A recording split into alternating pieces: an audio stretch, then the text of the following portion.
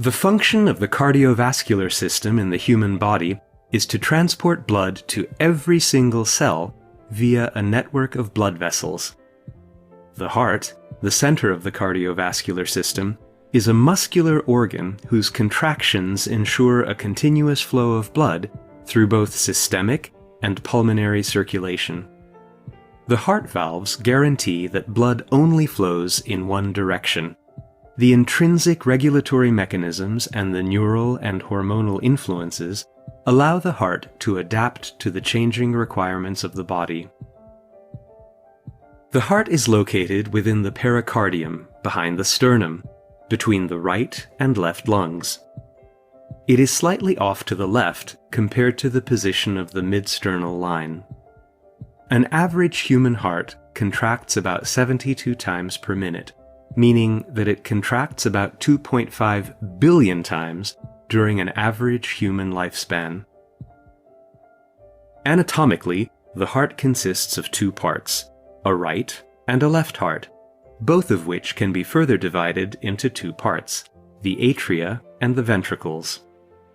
The human heart thus has 4 chambers. The atria receive blood and convey it towards the ventricles, while the ventricles pump the blood out of the heart and into the arteries. Both the atria and the ventricles function simultaneously.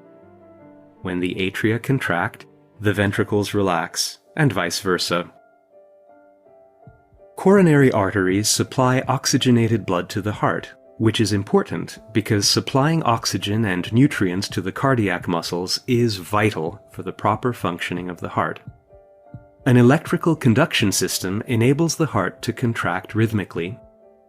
This means that the heart does not need extrinsic neural control to generate and transmit impulses.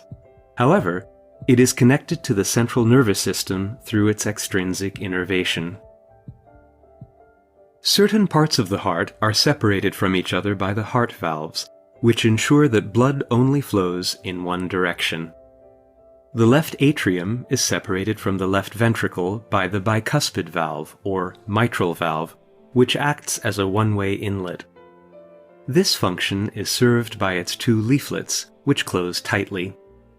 The right atrium is separated from the right ventricle by the tricuspid valve, which has 3 leaflets. The bicuspid and tricuspid valves, which are formed from flap-like extensions of the endocardium, are connected to the papillary muscles of the ventricles by the tendinous cords, also known as the heartstrings. When the atria contract, the bicuspid and tricuspid valves open, and blood flows into the ventricles. When the atria relax and the ventricles contract, the valves close and prevent the backflow of blood into the atria. There are further valves called semilunar valves at the roots of the great arteries, that is, the aorta and the pulmonary artery. When the ventricles relax, these pocket-like leaflets that form part of the semilunar valves fill with blood returning from the large arteries. The edges of their leaflets touch each other, and thus the valves close, preventing the backflow of blood into the ventricles.